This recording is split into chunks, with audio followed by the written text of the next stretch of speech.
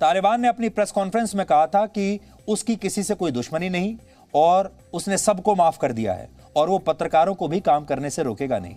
लेकिन उसके इन दावों की पोल खुल चुकी है 24 घंटे में ही।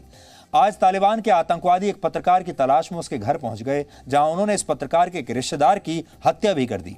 इसके अलावा इस पत्रकार की भी किसी को अभी कोई खबर नहीं है, वो भी मिसिंग है। हो सकता है उसकी खबर अब कभी भी किसी को ना मिले। अफगानिस्तान संकट की मीडिया कवरेज तो हो रही है, लेकिन साथ ही अफगानिस्तान में पत्रकारों को काम करने से भी अब रोका जा रहा है।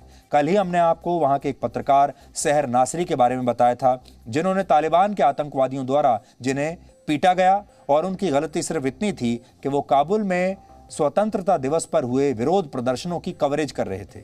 आज उन्होंने तालिबान से अपनी जान को खतरा देखते हुए भारत में शरण लेने के लिए ई वीजा के लिए अप्लाई किया है। अब वो भारत आना चाहते हैं। हमारे देश के जो मुट्ठी भर लोग ये कहते हैं कि भारत में डर लगता है, उन्हें अफगान पत्रकार के ई वीजा का ये आवेदन आज जरूर पढ़ना चाहिए कि क्या लिखा है उन्होंने। I love my country. I born here and also studied here. I want to work for our people, for our country.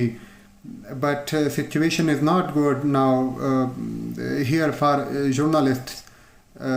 I want to Indian government to get me an emergency visa for safety my life and I want to।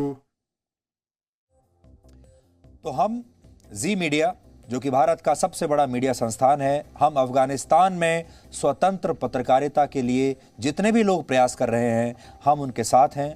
हम अफगानिस्तान में free press और free media को सुनिश्चित करना चाहते हैं और वहाँ के सब पत्रकारों को हमारा पूरा की पूरा समर्थन है। और इसीलिए हम हर रोज़ कोशिश करते हैं कि ख़ास तौर पर मीडिया में अगर किसी के साथ कोई नाइंसाफ़ी हो रही है और किसी को दबाया जा रहा है, तो हम यहाँ बैठकर उसके लिए आवाज़ उठाएं, क्योंकि जी न्यूज़ पूरी दुनिया में देखा जाता है, 190 देशों में जी न्यूज़ देखा जाता है। इसलिए हम चाहते हैं कि पूरी दुनिया को ये पता चले कि अफगानिस्तान में फ्री प्रेस को कैसे दबाया जा रहा है, कुचला जा रहा है। अफगानिस्तान में प्रेस को स्वतंत्रता मिलने में कई दशक लगे हैं।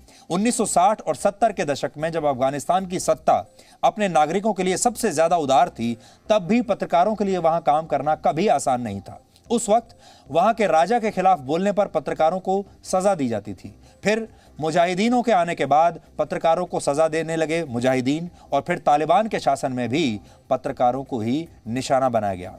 पिछले 2 दशक ऐसे थे जब तालिबान में प्रेस ने कुछ हद तक खुलकर सांस लेनी शुरू की, जब अफगानिस्तान में प्रेस थोड़ा सा खुलने लगा था और इस क्षेत्र में अफगानिस्तान के लोगों ने करियर बनाना शुरू किया। लेकिन तालिबान की वापसी ने प्रेस की इस आज़ादी को भी नज़र लगा दी। इस समय अफगानिस्तान में पत्रकार भले ही स्टूडियो और सड़कों से रिपोर्टिंग कर रहे हों, लेकिन सच ये है कि वो बुरी तरह से डरे हुए हैं। पिछले दिनों शबनम खान नाम की एक महिला पत्रकार ने बताया था कि वो जिस न्यूज़ चैनल में काम करती थी, वहाँ उसे अंदर आने से रोक दिया गया और इस न्यूज़ चैनल को डर था कि अगर उसने इस पत्रकार को काम करने दिया तो तालिबान उन पर हमला कर देगा, और इस डर के पीछे कई वजहें हैं। अफगानिस्तान के ज़्यादातर राष्ट्रीय न्यूज़ चैनल के दफ्तर काबुल में हैं। इसके अलावा अंतर्राष्ट्रीय मीडिया संस्थान भी काबुल से ही ऑपरेट करते हैं, और इस समय तालिबान के सबसे ज़्यादा आतंकवादी काबुल की सड़कों पर तैनात हैं। आपको हैरानी होगी कि जो विदेशी चैनल वहाँ पर काम कर रहे हैं, बड़े बड़े विदेशी चैनल, उनकी जो महिला पत्रकार हैं, जो कि पूरी दुनिया में महिलाओं की आज़ादी के लिए आवाज़ उठाती हैं, अब वो महिला पत्रकार भी पूरा बुर्का पहनकर इस समय रिपोर्टिंग कर रही हैं। विदेशी महिलाएं, पश्चिमी देशों की महिलाएं पत्रकार, पश्चिमी देशों के न्यूज़ चैनल्स की महिला पत्रकार अब बुर्का पहनकर वहां से रिपोर्टिंग कर रही हैं। ये आतंकवादी उन न्यूज़ चैनल्स के बाहर भी तैनात हो गए हैं जिन्हें लेकर दुनिया ये सोच रही है कि वो तालिबान के राज में आज़ादी से काम कर रहे हैं, जबकि सच बिल्कुल अलग है।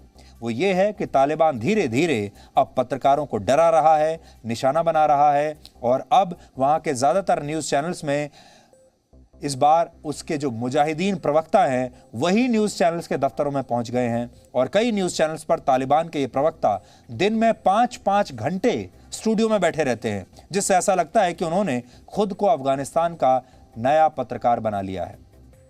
अब सोचिए, अगर तालिबान के पत्रकार, ये प्रवक्ता अगर पत्रकार बन जाएंगे तो प्रेस कहाँ जाएगा। और अब तो कई जगहों पर ऐसा भी हो गया है जहां एंकरिंग करने के लिए भी तालिबानी एंकर ही बैठने लगे हैं। वो खुद स्टूडियो में बैठते हैं और वो खुद ही समाचार पढ़ रहे हैं। Presenting B News app, available on Google Play and App Store. Download it now.